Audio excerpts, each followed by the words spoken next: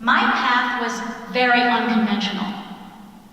Unlike you, I did not start out with a college degree.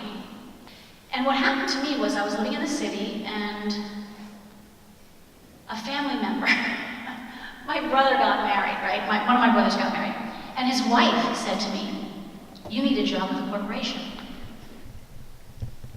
Well, at the time, I had my own business doing singing telegrams.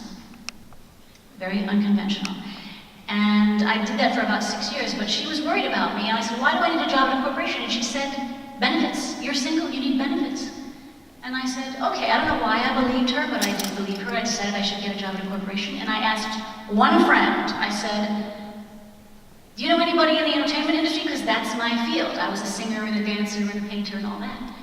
And he said, "Well, I know somebody that works at the Today Show." And I said, okay. So he called up his friend and I did my interview and he said, "Well, we don't have any jobs, but go fill out an application." I said, okay. 2 weeks later, I get a phone call from NBC personnel. They called it personnel in those days, not HR. And believe it or not, they called me because I did not have a college degree, which is so silly. They thought at the time, it was old thinking, they thought, oh, people that don't have a college degree, they'll just be happy staying as secretaries. Silly. Anyway, they started this in-house temporary agency of secretarial skills, people that could type and do shorthand and all this stuff. And they said, "Do you know word processing?" Okay, you guys weren't even born yet, okay? But at the time, we had just typewriters at our desks, and word processing was brand new. So what did I say in my integrity? I said, yeah, I know word processing. They go, "Oh, good. What kind do you know?" And I said, Wang. That actually was the only kind that I'd ever heard of. It was a program at the time called Wang. It's very simple kind of a word program. It was the first one that kind of existed in the corporate world. And the man in personnel said, "Oh, good, that's what we have. When can you take a test?" I didn't even know how to type. So at the time I was like, well, I'm going out of the country, but I'll be back. So I ran downtown to Short Method Secretarial Skills, a little school in the basement of a hotel, a nasty hotel across from Madison Square Garden. Took touch typing course for a couple of weeks. Took a Wang course for a couple of weeks. Went back to NBC, took my typing test and my Wang test. I typed 75 words a minute and I got 100 on the Wang test. So they hired me right then and there. That's how I got into broadcast. Men are really good at negotiating. Women are amazing at negotiating for others. But we're dismally bad at negotiating for ourselves. This is a scientific fact. In the workplace, women will advocate for everybody. But when it comes to them, I won the Pulitzer last year. And the men are very proud. They say, "I took out the garbage! Woo!" You know, and it's a big deal, right? We know. But we don't know how to brag. We're not really there. All right, let's practice some courage. Who's courageous? Who wants to share their goal with me in the room? Yes. Oh my God, Kiara, I love you. So good. So do you want me to read like everything I had, or what do you want?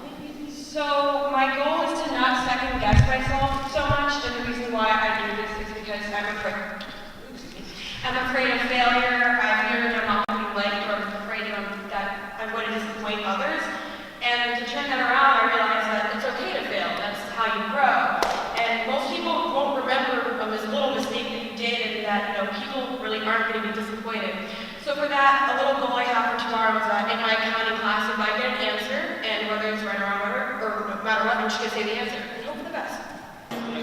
Well, the topic of men and women in the workplace is very important.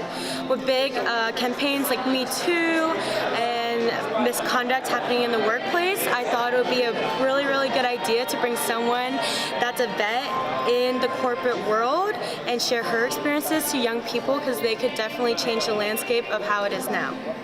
So one thing that I definitely understood from what she was saying is that as a woman, and also she points out as a woman of color, to not be afraid to be brave and definitely take risks in life, because the more risks that you take, it helps you develop as a person. I had a couple of bumps in the road as a woman. I second-guessed myself a little bit too much, and early in my career, when I knew exactly what I was doing, I think I vibrated like some insecurity, and they brought in somebody over me.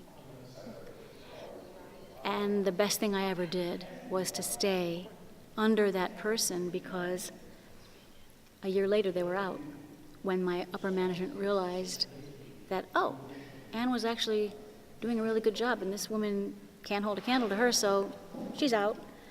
That was a long time ago, but it taught me a big lesson.